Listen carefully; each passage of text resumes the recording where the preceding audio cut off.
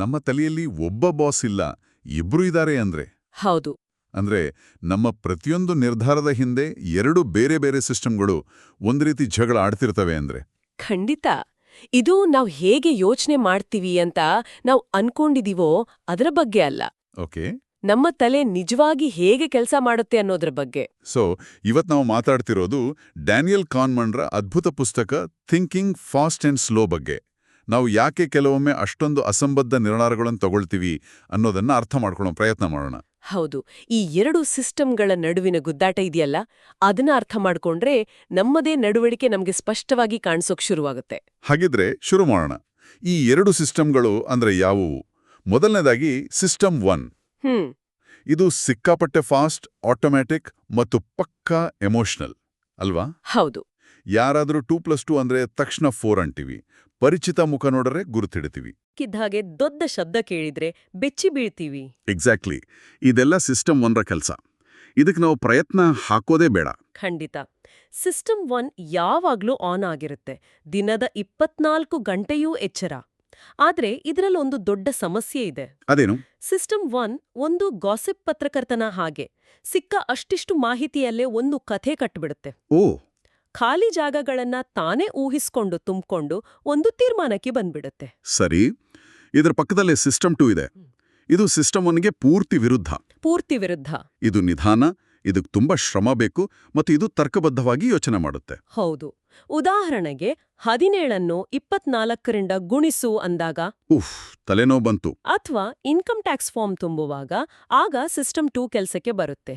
ಇದಕ್ಕೆ ನಿಜವಾಗಿಯೂ ನಮ್ಮ ಮೆದುಳಿನ ಶಕ್ತಿ ಬೇಕು. ಹೌದು. ಆದ್ರೆ ಸಿಸ್ಟಮ್ 2 ಇದೆಯಲ್ಲ, ಅದು ಮಹಾ ಸೋಮಾರಿ. ಸೋಮಾರಿನಾ? ಹೌದು, ಮಹಾ ಸೋಮಾರಿ. ಅನಿವಾರ್ಯತೆ ಬರೋವರೆಗೂ ಅದು ಕೆಲಸ ಮಾಡಲ್ಲ. ಯಾಕಂದ್ರೆ ಅದಕ್ಕೆ ಹೆಚ್ಚು ಶಕ್ತಿ, ಹೆಚ್ಚು ಗಮನ ಬೇಕು.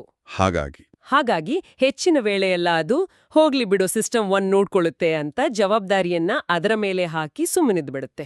ನಾವು ಮಾಡುವ ಬಹುತೇಕ ತಪ್ಪುಗಳು ಹುಟ್ಕೊಳ್ಳುವುದೇ ಇಲ್ಲಿಂದ. ನಿಖರವಾಗಿ. ಸಿಸ್ಟಮ್ 1 ತಪ್ಪು ಮಾಡಿದಾಗ ಅದನ್ನ ತಿದ್ದಬೇಕಾದ ಸಿಸ್ಟಮ್ 2 ತನ್ನ ಸೋಮಾರಿತನದಿಂದ ಆ ಕೆಲಸವನ್ನೇ ಮಾಡೋದಿಲ್ಲ. ಒಂದು ನಿಮಿಷ. ಸಿಸ್ಟಮ್ 2 ನಮ್ಮ ಬುದ್ಧಿವಂತ ಭಾಗ ಅಲ್ವಾ? ಅದು ಯಾಕೆಷ್ಟು ಸೋಮಾರಿ? ಒಳ್ಳೆ ಪ್ರಶ್ನೆ.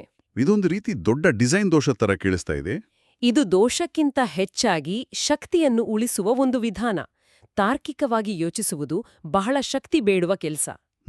ನಮ್ಮ ಪೂರ್ವಜರಿಗೆ ಪ್ರತಿಕ್ಷಣವೂ ಹುಲಿಯಿಂದ ತಪ್ಪಿಸಿಕೊಳ್ಳಬೇಕಿತ್ತೇ ಹೊರತು ಬೀಜಗಣಿತದ ಲೆಕ್ಕ ಬಿಡಿಸಬೇಕಿರ್ಲಿಲ್ಲ ಅಲ್ವಾ? ಹೌದು. ಹಾಗಾಗಿ ವೇಗವಾಗಿ ಕಡಿಮೆ ಶಕ್ತಿಯಲ್ಲಿ ನಿರ್ಧಾರ ತೆಗೆದುಕೊಳ್ಳುವ ಸಿಸ್ಟಮ್ 1ಗೆ ಪ್ರಾಮುಖ್ಯತೆ ಸಿಕ್ಕಿತು. ಸಿಸ್ಟಮ್ 2 ಒಂದು ರೀತಿ ರಿಸರ್ವ್ ಫೋರ್ಸ್ ಇದ್ದಾಗೆ. ಅಂದ್ರೆ ನಿಜವಾಗ್ಲೂ ಕಷ್ಟದ ಪರಿಸ್ಥಿತಿ ಬಂದಾಗ ಮಾತ್ರ ಅದು ಅಖಾಡಕ್ಕಿಳಿಯುತ್ತೆ. ಕರೆಕ್ಟ್. ಓಕೆ, ಅರ್ಥ ಆಯ್ತು. ಹಾಗಾದ್ರೆ ಸಮಯ ಉಳಿಸೋಕೆ ಸಿಸ್ಟಮ್ 1 ಕೆಲವು ಮೆಂಟಲ್ ಶಾರ್ಟ್ಕಟ್ಗಳನ್ನ ಬಳಸುತ್ತೆ. ಇವುಗಳಿಗೆ ಹ್ಯೂರಿಸ್ಟಿಕ್ಸ್ ಅಂತಾರೆ ಅಲ್ವಾ? ಹೌದು. ಇದರಲ್ಲಿ ಮೊದಲನೇದು ಅವೈಲೇಬಿಲಿಟಿ ಹ್ಯೂರಿಸ್ಟಿಕ್. ಅಂದ್ರೆ ನಮಗೆ ಯಾವ ವಿಷಯ ಸುಲಭವಾಗಿ ನೆನಪಿಗೆ ಬರುತ್ತೋ ಅದು ಹೆಚ್ಚಾಗಿ ನಡೆಯುತ್ತೆ ಅಂತ ನಾವು ಅಂದಾಜು ಮಾಡೋದು. ಇದಕ್ಕೆ ಅತ್ಯುತ್ತಮ ಉದಾಹರಣೆ ಅಂದ್ರೆ ವಿಮಾನ ಅಪಘಾತಗಳು. ಓಕೆ. ಅಂಕಿಅಂಶಗಳ ಪ್ರಕಾರ ಕಾರಲ್ಲಿ ಓಡಾಡುವುದಕ್ಕಿಂತ ವಿಮಾನ ಪ್ರಯಾಣ 1000 ಪಟ್ಟು ಸುರಕ್ಷಿತ. ಆದ್ರೂ ಜನಕ್ಕೆ ವಿಮಾನ ಅಂದ್ರೆ ಭಯ. ಯಾಕೆ? ಒಂದು ವಿಮಾನ ಅಪಘಾತವಾದ್ರೆ ಅದು ಟಿವಿಯಲ್ಲಿ, ಪೇಪರ್ನಲ್ಲಿ ದೊಡ್ಡ ಸುದ್ದಿಯಾಗುತ್ತೆ. ಹೌದು. ಅದರ ಚಿತ್ರಗಳು ನಮ್ಮ ಮನಸ್ಸಲ್ಲಿ ಅಚ್ಚೊತ್ತಿ ಉಳಿದುಬಿಡ್ತವೆ. ಎಕ್ಸಾಕ್ಟ್ಲಿ. ಕಾರು ಅಪಘಾತಗಳು ಪ್ರತಿದಿನ ನೂರಾರು ನಡೆದ್ರೂ ಅವು ನಮ್ಮ ಗಮನಕ್ಕೆ ಬರೋದಿಲ್ಲ. ಹಾಗಾಗಿ ನಮ್ಮ ಮೆದುಳಿಗೆ ವಿಮಾನ ಅಪಘಾತದ ನೆನಪು ಸುಲಭವಾಗಿ ಲಭ್ಯ. ಹಾಗಾಗಿ ವಿಮಾನ ಪ್ರಯಾಣ ಹೆಚ್ಚು ಅಪಾಯಕಾರಿ ಅಂತ ನಮ್ಮ ಸಿಸ್ಟಮ್ 1 ತೀರ್ಮಾನಿಸ್ಬಿಡುತ್ತೆ. ಹೌದು. ಇದು ನಮ್ಮ ಸಾಮಾಜಿಕ ಮತ್ತು ರಾಜಕೀಯ ಅಭಿಪ್ರಾಯಗಳ ಮೇಲೂ ದೊಡ್ಡ ಪ್ರಭಾವ ಬೀರುತ್ತೆ. ಸರಿ, ಈಗ ಇನ್ನೊಂದು ಶಾರ್ಟ್ಕಟ್ಗೆ ಬರೋಣ. ಅದೇ ರೀಪ್ರೆಸೆಂಟೇಟಿವ್ನೆಸ್ ಹ್ಯೂರಿಸ್ಟಿಕ್. ಅಂದ್ರೆ ನಮ್ಮ ತಲೆಯಲ್ಲಿರೋ ಒಂದು ಸ್ಟೀರಿಯೋಟೈಪ್ಗೆ ಯಾರಾದ್ರೂ ಹೋಲಿಕೆ ಆದ್ರೆ ನಾವು ತಕ್ಷಣ ಒಂದು ತೀರ್ಮಾನಕ್ಕೆ ಬಂದ್ಬಿಡ್ತೀವಿ. ಹೌದು. ಪುಸ್ತಕದಲ್ಲಿ ಒಂದು ಕ್ಲಾಸಿಕ್ ಉದಾಹರಣೆ ಇದೆ. ಹೇಳಿ. ಒಬ್ಬ ವ್ಯಕ್ತಿ ಕನ್ನಡ ಹಾಕಿದ್ದಾರೆ, ಶಾಂತ ಸ್ವಭಾವ. ಅವ್ರಿಗೆ ಪುಸ್ತಕ ಓದುವುದೆಂದ್ರೆ ಇಷ್ಟ. ಈಗ ಇವರೊಬ್ಬ ರೈತನಾಗಿರುವ ಸಾಧ್ಯತೆ ಹೆಚ್ಚೋ ಅಥವಾ ಒಬ್ಬ ಲೈಬ್ರೇರಿಯನ್ ಆಗಿರುವ ಸಾಧ್ಯತೆ ಹೆಚ್ಚೋ? ನಾನಾಗಿದ್ರೆ ತಕ್ಷಣ ಲೈಬ್ರೇರಿಯನ್ ಅಂತ ಹೇಳ್ತಿದ್ದೆ. ಹೆಚ್ಚಿನ ಜನ ಅದನ್ನೇ ಹೇಳ್ತಾರೆ. ಯಾಕಂದ್ರೆ ಆ ವಿವರಣೆ ನಮ್ಮ ಮನಸ್ಸಿನಲ್ಲಿರುವ ಲೈಬ್ರೇರಿಯನ್ ಸ್ಟೀರಿಯೋಟೈಪ್ಗೆ ಸರಿಯಾಗಿ ಹೊಂದಿಕೊಳ್ಳುತ್ತೆ. ಆದರೆ ವಾಸ್ತವ ಏನು? ಇಲ್ಲೇ ನೋಡಿ ತಮಾಷೆ ಇರೋದು. ವಾಸ್ತವದಲ್ಲಿ ನಮ್ಮ ದೇಶದಲ್ಲಿ ಲೈಬ್ರೇರಿಯನ್ಗಳಿಗಿಂತ ರೈತರ ಸಂಖ್ಯೆ 100 ಪಟ್ಟು ಹೆಚ್ಚು. ಓ, ಹೌದಲ್ಲ? ಹಾಗಾಗಿ ಸಂಭವನೀಯತೆಯ ಪ್ರಕಾರ ಆ ವ್ಯಕ್ತಿ ರೈತರಾಗಿರುವ ಸಾಧ್ಯತೆ ಜಾಸ್ತಿ. ಆದ್ರೆ ನಮ್ಮ ಸಿಸ್ಟಮ್ 1 ಈ ಅಂಕಿಅಂಶ ಅಂದ್ರೆ ಬೇಸ್ ರೇಟ್ ಅಂತಾರಲ್ಲ, ಅದನ್ನ ಪೂರ್ತಿಯಾಗಿ ನಿರ್ಲಕ್ಷಿಸುತ್ತೆ. ಹೌದು, ಕಥೆಗೆ ಯಾವುದು ಸರಿಹೊಂದುತ್ತೋ ಅದನ್ನೇ ಸತ್ಯ ಅಂತ ನಂಬಿಬಿಡುತ್ತೆ. ಬಾಪ್ರೆ. ಹಾಗೆಯೇ ಆಂಕರಿಂಗ್ ಅಥವಾ ನೆಲೆಗೊಳಿಸುವಿಕೆ ಪರಿಣಾಮ. ಆಂಕರಿಂಗ್ ಒಂದು ಆರಂಭಿಕ ಸಂಖ್ಯೆ ನಮ್ಮ ಮುಂದಿನ ನಿರ್ಧಾರಗಳ ಮೇಲೆ ಹೇಗೆ ಪ್ರಭಾವ ಬೀರುತ್ತೆ ಅನ್ನೋದು. ಗಾಂಧೀಜಿ 140 ವರ್ಷಕ್ಕಿಂತ ಹೆಚ್ಚು ಕಾಲ ಬದುಕಿದ್ರಾ ಅಂತ ಯಾರಾದ್ರೂ ಕೇಳಿದ್ರೆ? ಅದು ಅಸಂಬದ್ಧ ಪ್ರಶ್ನೆ ಅಂತ ಗೊತ್ತಿದ್ರೂ ಕೂಡ. ಹೌದು, ಗೊತ್ತಿದ್ರೂ ನಂತರ ಗಾಂಧೀಜಿ ಎಷ್ಟು ವರ್ಷ ಬದುಕಿದ್ರು ಅಂತ ಕೇಳಿದ್ರೆ ನಮ್ಮ ಉತ್ತರ ಆ 140ರ ಆಸುಪಾಸಿನಲ್ಲೇ ಇರುತ್ತಂತೆ. ಹೌದು, ಆ 140 ಅನ್ನೋ ಸಂಖ್ಯೆ ನಮ್ಮ ಮನಸ್ಸಲ್ಲಿ ಒಂದು ಆಂಕರ್ ಅಥವಾ ಲಂಗರಿನ ಹಾದೆ ಕೂತ್ಬಿಡುತ್ತೆ. ನಮ್ಮ ಊಹೆ ಆ ಲಂಗರಿನಿಂದಾಚೆ ಹೆಚ್ಚು ದೂರ ಹೋಗೋದೇ ಇಲ್ಲ. ಸೋಮಾರಿಯಾದ ಸಿಸ್ಟಮ್ 2 ಏನಿದು ಅಸಂಬದ್ಧ ಪ್ರಶ್ನೆ ಅಂತ ಕೇಳೋದೇ ಇಲ್ಲ. ಇದಂತೂ ನಂಬೋಕಾಗ್ತಿಲ್ಲ. ಆ 140 ಅನ್ನೋ ಸಂಖ್ಯೆ ಶುದ್ಧ ಸುಳ್ಳು ಅಂತ ಗೊತ್ತಿದ್ರೂ ನನ್ ತಲೆ ಯಾಕದು ಕಂಟ್ಕೊಳ್ಳುತ್ತೆ? ಯಾಕಂದ್ರೆ ಸಿಸ್ಟಮ್ 1ರ ಕೆಲ್ಸವೇ ಹಾಗೆ. ಅದು ತರ್ಕವನ್ನು ನೋಡೋದಿಲ್ಲ, ಅದು ಕೇವಲ ಸೂಚನೆಗಳನ್ನು ಸ್ವೀಕರಿಸುತ್ತೆ. ಓ. ಅಂಗಡಿಗೆ ಹೋದಾಗ ಒಂದು ವಸ್ತುವಿನ ಮೇಲೆ MRP 2000 ರೂಪಾಯಿ ಅಂತ ಬರೆದು ಆಫರ್ ಪ್ರೈಸ್ 999 ರೂಪಾಯಿ ಅಂತ ಹಾಕಿದ್ರೆ ಆ 2000 ರೂಪಾಯಿ ನಮ್ಮ ಆಂಕರ್. ಕರೆಕ್ಟ್. ನಮಗೆ 999 ರೂಪಾಯಿ ಬಹಳ ಕಡಿಮೆ ಅನಿಸುತ್ತೆ. ಸಂಬಳದ ಮಾತುಕತೆಯಿಂದ ಹಿಡಿದು ಮನೆ ಖರೀದಿವರೆಗೂ ಈ ತಂತ್ರವನ್ನು ಬಳಸ್ತಾರೆ. ಓಕೆ, ನಮ್ಮ ಮೆದುಳು ಸಾಮಾನ್ಯ ವಿಷಯಗಳಲ್ಲಿ ಹೇಗೆ ತರ್ಕಹೀನವಾಗಿ ನಡ್ಕೊಳ್ಳುತ್ತೆ ಅಂತ ನೋಡಿದ್ವಿ. ಆದ್ರೆ ದುಡ್ಡಿನ ವಿಷಯ ಬಂದಾಗ ಪರಿಸ್ಥಿತಿ ಇನ್ನೂ ವಿಚಿತ್ರವಾಗುತ್ತೆ. ಇಲ್ಲೇ ಕ್ಯಾನ್ಮನ್ರ ನೊಬೆಲ್ ಪ್ರಶಸ್ತಿ ವಿಜೇತ ಐಡಿಯಾ ಪ್ರಾಸ್ಪೆಕ್ಟ್ ಥಿಯರಿ ಬರುತ್ತೆ ಅಲ್ವಾ? ಹೌದು, ಪ್ರಾಸ್ಪೆಕ್ಟ್ ಥಿಯರಿಯ ತಿರುಳು ತುಂಬಾ ಸರಳ. ಹೇಳಿ. ನಮಗೆ ಲಾಭವಾದಾಗ ಆಗುವ ಸಂತೋಷಕ್ಕಿಂತ ಅಷ್ಟೇ ಮೊತ್ತದ ನಷ್ಟವಾದಾಗ ಆಗುವ ನೋವು ಮಾನಸಿಕವಾಗಿ ಹೆಚ್ಚು ತೀವ್ರವಾಗಿರುತ್ತೆ. ಅಂದ್ರೆ 1000 ರೂಪಾಯಿ ಸಿಕ್ಕಾಗೋ ಖುಷಿಗಿಂತ 1000 ರೂಪಾಯಿ ಕಳೆದು ಹೋದಾಗೋ ದುಃಖ ಜಾಸ್ತಿ. ಹೌದು, ದುಃಖ 2ರಷ್ಟು ಹೆಚ್ಚಿರುತ್ತೆ. ಇದನ್ನೇ ಲಾಸ್ ಅವರ್ಷನ್ ಅಥವಾ ನಷ್ಟದ ಭಯ ಅಂತ ಕರೆಯೋದು. ಇದು ನಮ್ಮ ಆರ್ಥಿಕ ನಿರ್ಧಾರಗಳ ಮೇಲೆ ದೊಡ್ಡ ಪರಿಣಾಮ ಬೀರಬಹುದು. ಖಂಡಿತ. ಉದಾಹರಣೆಗೆ ಒಂದು ಆಯ್ಕೆ ಕೊಡ್ತಾರೆ ಅಂದ್ಕೊಳ್ಳಿ. ಖಚಿತವಾಗಿ 900 ರೂಪಾಯಿ ತೆಗೆದುಕೊಳ್ಳುತ್ತೀರಾ ಅಥವಾ 90% ಸಾಧ್ಯತೆಯೊಂದಿಗೆ 1000 ರೂಪಾಯಿ ಗೆಲ್ಲುವ ರಿಸ್ಕ್ ತೆಗೆದುಕೊಳ್ಳುತ್ತೀರಾ? ಖಚಿತವಾಗಿ ಸಿಗೋ 900 ರೂಪಾಯಿಯೇ ಒಳ್ಳೇದನ್ಸುತ್ತೆ. ಹೆಚ್ಚಿನ ಜನ ಅದನ್ನೇ ಆಯ್ಕೆ ಮಾಡ್ಕೊಳ್ತಾರೆ. ಯಾಕಂದ್ರೆ ಲಾಭದ ವಿಷಯದಲ್ಲಿ ನಾವು ರಿಸ್ಕ್ ವಿರೋಧಿಗಳು. ಆದ್ರೆ ಇದೇ ಪರಿಸ್ಥಿತಿಯನ್ನ ತಿರುಗಿಸಿದ್ರೆ ಖಚಿತವಾಗಿ 900 ರೂಪಾಯಿ ಕಳ್ಕೊಳ್ತೀರಾ ಅಥವಾ 90% ಸಾಧ್ಯತೆಯೊಂದಿಗೆ 1000 ರೂಪಾಯಿ ಕಳ್ಕೊಳ್ಳೋ ರಿಸ್ಕ್ ತೆಗೆದುಕೊಳ್ತೀರಾ ಅಂತ ಕೇಳಿದ್ರೆ ನಿಖರವಾಗಿ ಆಗ ನಮ್ಮ ವರ್ತನೆ ಬದಲಾಗುತ್ತೆ. ಹೆಚ್ಚಿನ ಜನ ಆ ಖಚಿತವಾದ 90 ರೂಪಾಯಿ ನಷ್ಟವನ್ನು ತಪ್ಪಿಸಿಕೊಳ್ಳಲು 1000 ರೂಪಾಯಿ ಕಳ್ಕೊಳ್ಳುವ ದೊಡ್ಡ ರಿಸ್ಕ್ ತೆಗೆದುಕೊಳ್ಳಲು ಸಿದ್ಧರಾಗುತ್ತಾರೆ. ಅಂದ್ರೆ ನಷ್ಟವನ್ನ ತಪ್ಪಿಸಲು ನಾವು ರಿಸ್ಕ್ ತೆಗೆದುಕೊಳ್ಳೋಕೆ ರೆಡಿ ಇರ್ತೀವಿ. ಹೌದು, ಇದು ಸ್ಟಾಕ್ ಮಾರ್ಕೆಟ್ನಲ್ಲಿ ಹೂಡಿಕೆದಾರರು ಮಾಡುವ ಸಾಮಾನ್ಯ ತಪ್ಪು. ಲಾಭದಲ್ಲಿರುವ ಷೇರುಗಳನ್ನ ಸ್ವಲ್ಪ ಲಾಭ ಬಂದ ತಕ್ಷಣ ಮಾರ್ಬಿಡ್ತಾರೆ, ಲಾಭ ಖಚಿತಪಡಿಸಿಕೊಳ್ಳಲು. ಆದರೆ ನಷ್ಟದಲ್ಲಿರುವ ಷೇರುಗಳನ್ನು ಇನ್ನೇನು ಬೆಲೆ ಏರಬಹುದು ಎಂಬ ಸುಳ್ಳು ಭರವಸೆಯಲ್ಲಿ ವರ್ಷಗಟ್ಲೆ ಹಿಡಿದಿಟ್ಕೊಳ್ತಾರೆ. ಹಾಗೆಯೇ ಫ್ರೇಮಿಂಗ್ ಅಂದ್ರೆ ಒಂದು ಮಾಹಿತಿಯನ್ನು ಹೇಗೆ ಪ್ರಸ್ತುತಪಡಿಸಲಾಗುತ್ತೆ ಅನ್ನೋದು.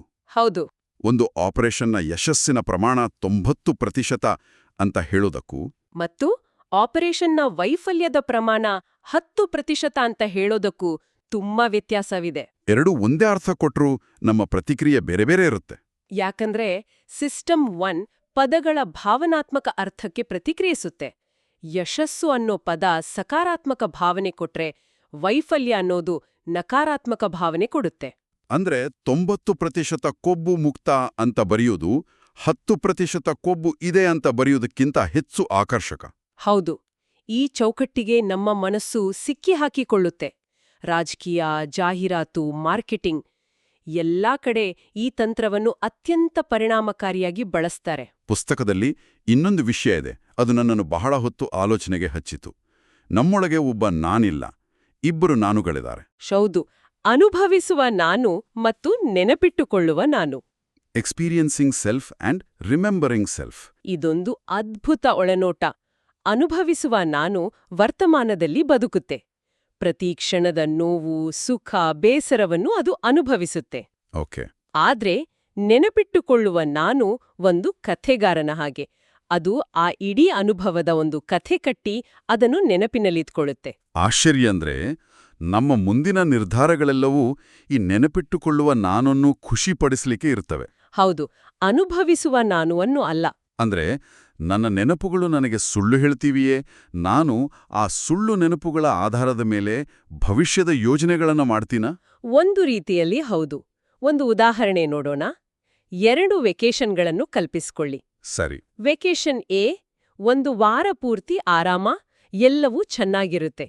ವೆಕೇಷನ್ ಬಿ, ಮೊದಲ 6 ದಿನ ಪೂರ್ತಿ ಬೋರಿಂಗ್, ಆದ್ರೆ ಕೊನೆಯ ದಿನ ಅದ್ಭುತವಾಗಿರುತ್ತೆ. ಓಕೆ, ಒಂದು ಪರ್ಫೆಕ್ಟ್ ಎಂಡಿಂಗ್. ಹೌದು. ನಂತ್ರ ಯಾವ ವೆಕೇಷನ್ ಚೆನ್ನಾಗಿತ್ತು ಅಂತ ಕೇಳಿದ್ರೆ ಹೆಚ್ಚಿನ ಜನ ವೆಕೇಷನ್ ಬಿ ಅಂತ ಹೇಳ್ತಾರೆ. ಇದು ಹೇಗೆ ಸಾಧ್ಯ? ಆ 6 ದಿನಗಳ ಹಿಂಸೆಯನ್ನು ಮರೆತು ಬಿಡ್ತಾರಾ?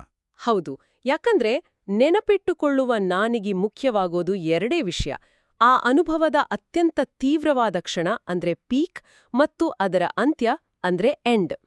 Peak end rule. ಹೌದು.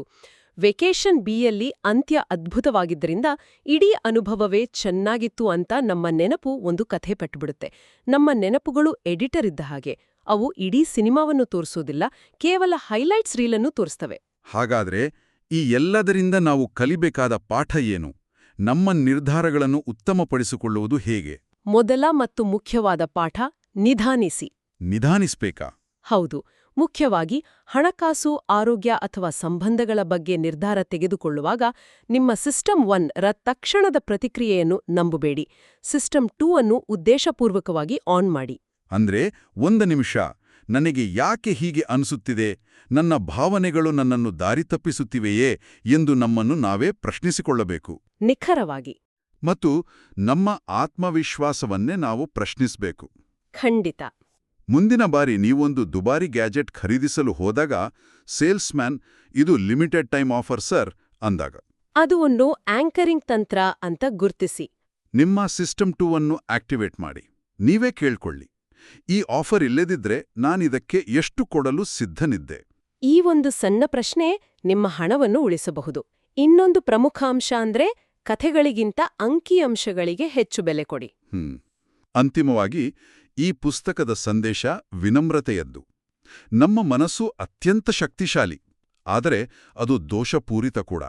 ನಮ್ಮಲ್ಲಿ ಈ ರೀತಿಯ ದೌರ್ಬಲ್ಯಗಳಿವೆ ಎಂದು ಒಪ್ಪುಕೊಳ್ಳುವುದೇ ಜ್ಞಾನದ ಮೊದಲ ಹೆಜ್ಜೆ.